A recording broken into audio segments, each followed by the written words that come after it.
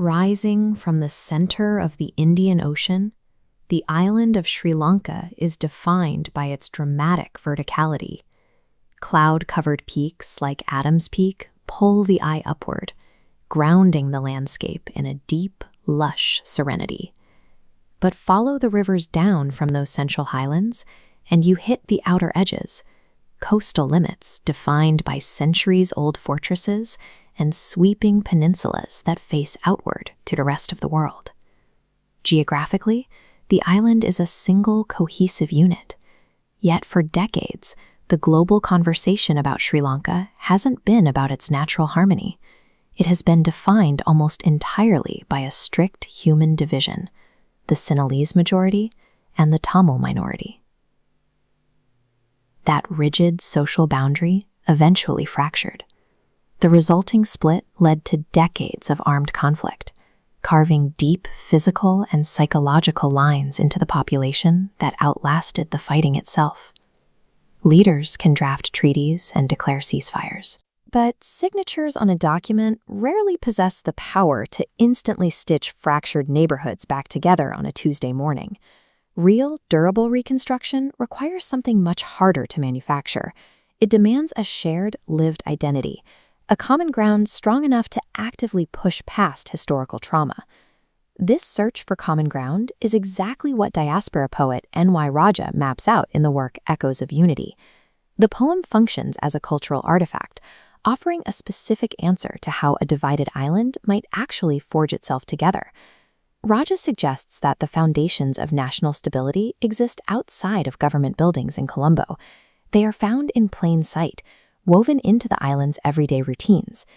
If we step back and look at how these distinct groups eat, pray, and dance, we don't see segregation.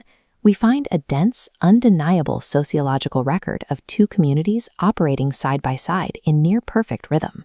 We can observe this through a concept called sociological parallelism.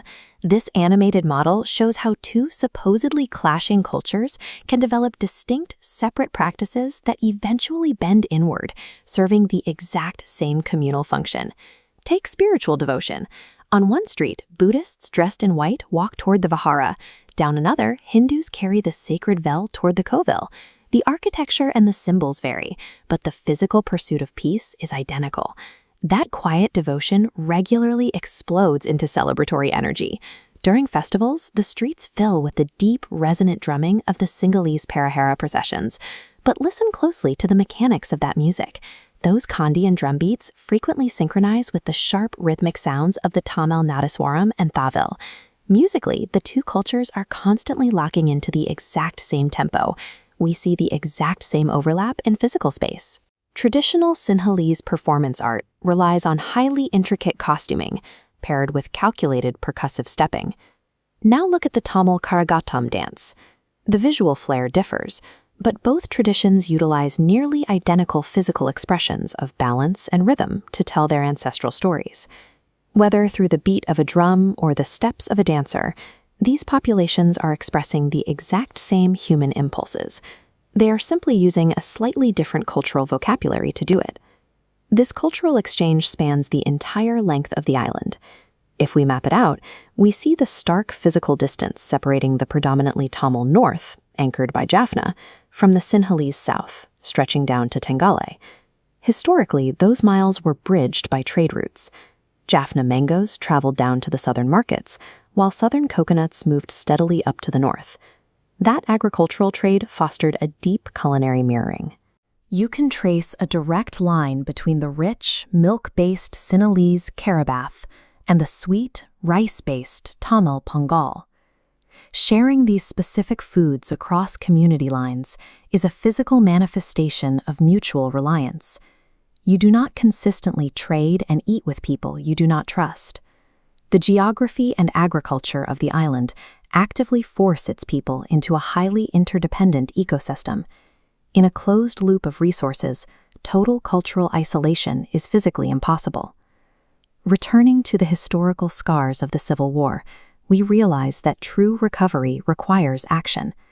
Acknowledging these deep cultural parallels, the shared food, the mirrored dances, the matching rhythms, is the active, ongoing mechanism for overriding animosity. The poem drives toward a sharp realization. The languages spoken at home and the names of the deities worshipped may differ, but the biological and emotional drives beneath them are the same.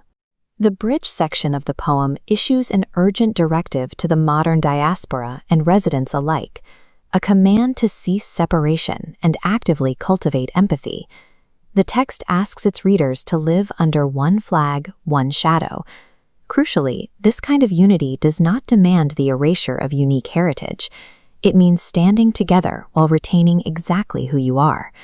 This extends far beyond Sri Lanka. In global statecraft, there is a persistent, dangerous habit of viewing ethnic diversity as a vulnerability, a problem that must be managed or minimized. The final argument is one of unity. A resilient nation flourishes when it recognizes that its diverse cultures are parallel rivers flowing into the same shared ocean.